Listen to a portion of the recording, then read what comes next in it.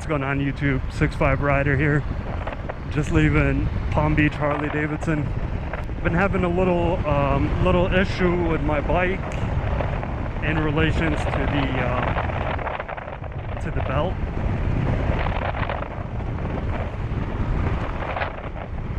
So initially it was making some really weird like whining noise. And that would happen like anytime I would get off of throttle.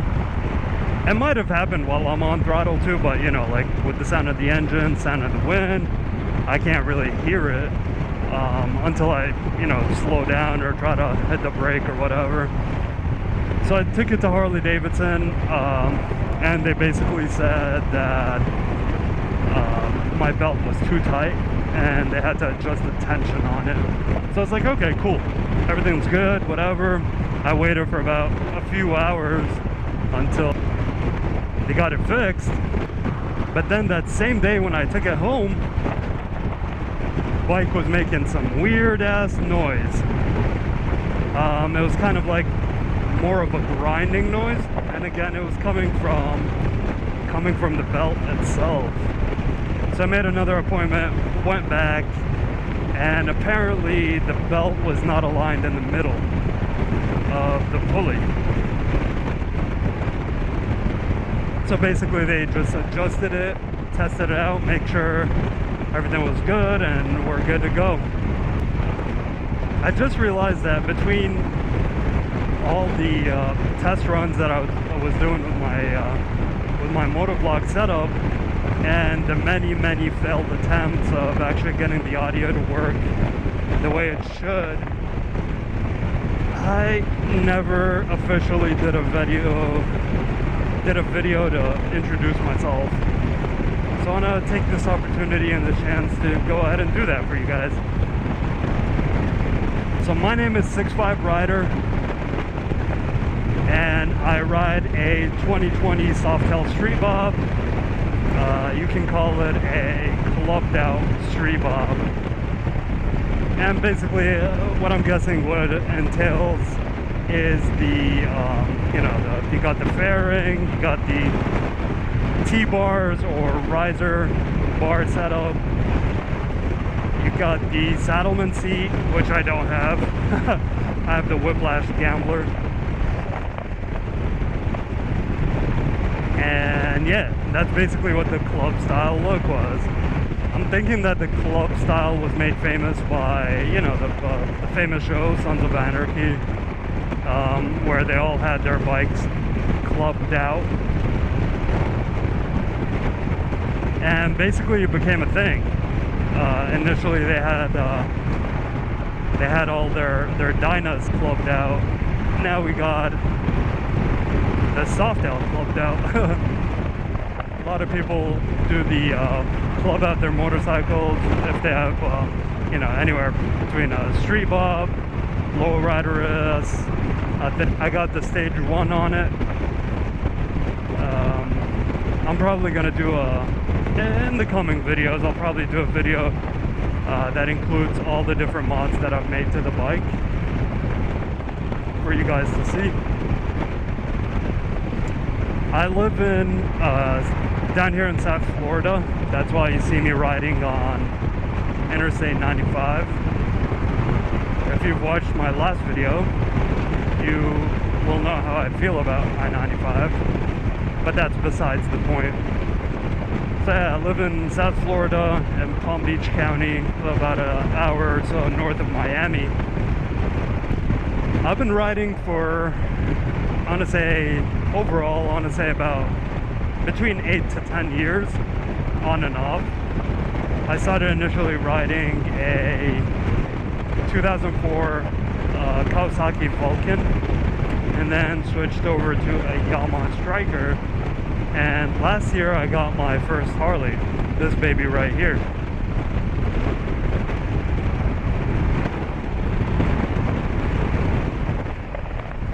And you know what? I now know what all the hype about Harleys is. I've ridden a few Harleys before I bought this one, but Yeah, like Harleys are just built different, man. They feel different. And on top of that is just the Harley community, you know. Everybody's so nice, everybody's cool, everybody's chill. And, you know, everybody just helps out one another, which is something that I really like and enjoy about being, you know, a member of this community. It's very, like, very, very brotherly, I want to say. So it's awesome.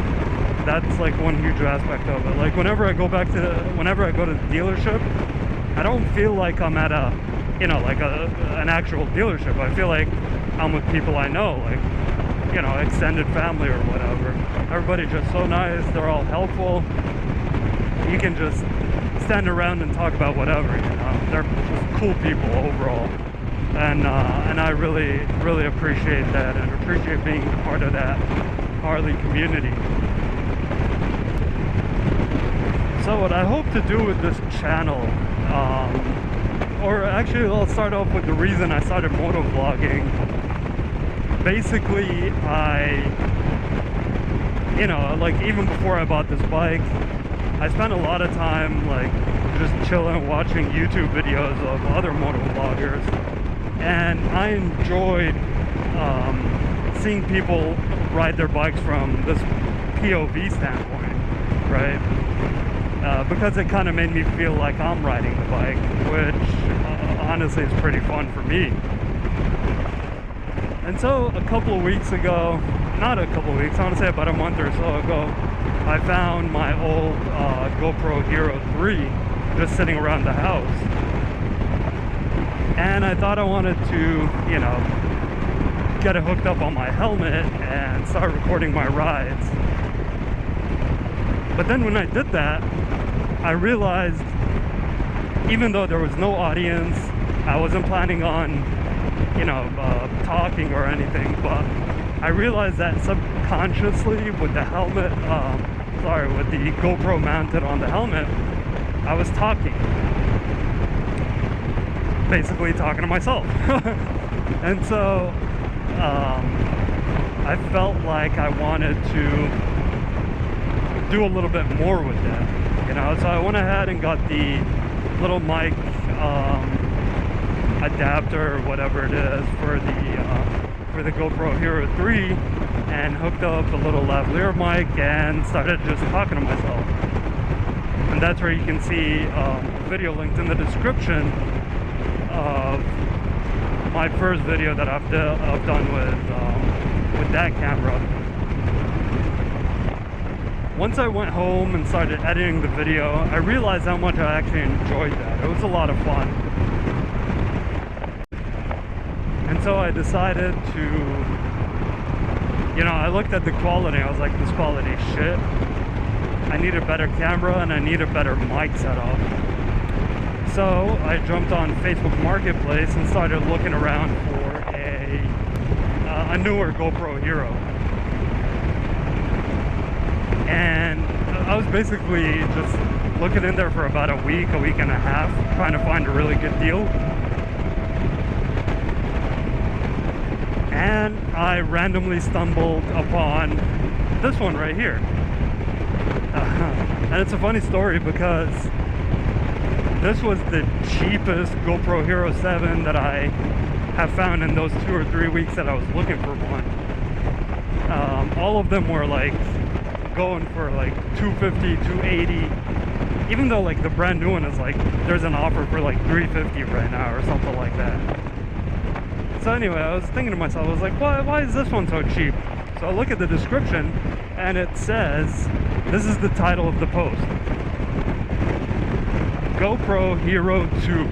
That's literally what it said, with the picture attached of this one. So I was looking and I started zooming in on the picture. I'm like, that's not a Hero 2, that's a freaking Hero 7. That is a freaking Hero 7. But it didn't say that anywhere on the description. It just said basically, in the description of the post, it said, bought but never used. I'm like, it's got to be where like this person probably got it as a gift and they don't know what it is, or they just want to get rid of it. So I'm like, you know what, I'm not even gonna ask any questions. She had it listed for $100. I'm like, I'm just gonna go ahead and buy it, and if it turns out that it's not actually a Hero 7, then whatever. It's a risk that I was willing to take because it was only $100. And so I bought it, and then about 4 or 5 days later, camera came in, and I was super excited because when I opened up the box, the camera was in its original housing, man. It was brand stinking new.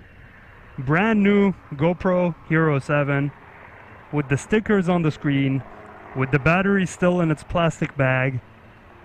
And I was like, hell yeah. So I think that's why, like, sometimes it's good to take some risks, right? Because especially small risks like this with, you know, decent rewards. So yeah, man, I got that and I hooked it up, but then I found out that I needed to get like a mic adapter that cost $50 from GoPro. I'm like, what the hell are these people doing? But it's okay, because I got the camera for so cheap that I was like, I don't mind shelling out the extra $50. So I did that, and here's where the issues started, basically.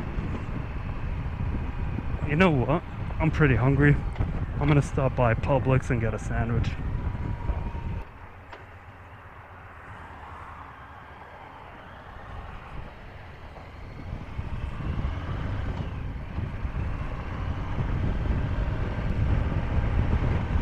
That guy literally just cut the traffic light. What a douche.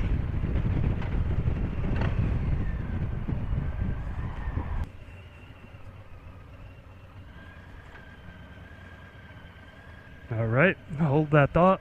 I'll be right back. A few moments later. Yeah, so you can't go wrong with these Publix sandwiches. So like I was saying,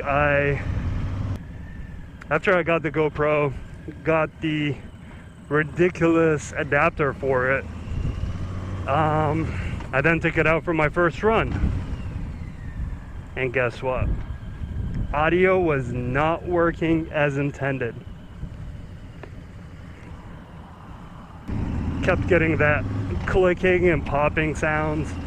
I'm guessing it's like from the wind and stuff and the engine noise. It was just a terrible experience, and I honestly lost a lot of footage because of that. But luckily I was able to get on YouTube and figure out a way to address that, which I'll talk about in another video.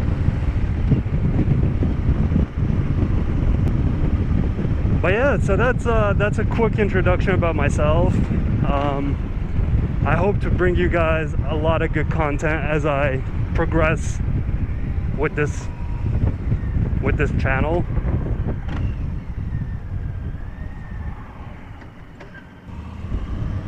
And as always, I appreciate your support.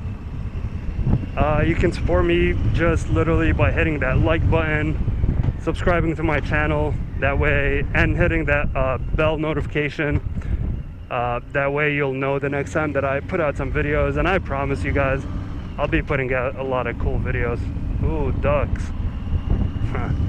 I'll be putting out a lot of cool videos for you guys regarding my experience with this Street Bob, as well as some road trips I have coming up, which I'm hoping to document the entirety of. Once again, thank you guys so much for the support. Thank you for watching the video, and I really hope to see y'all on the next one.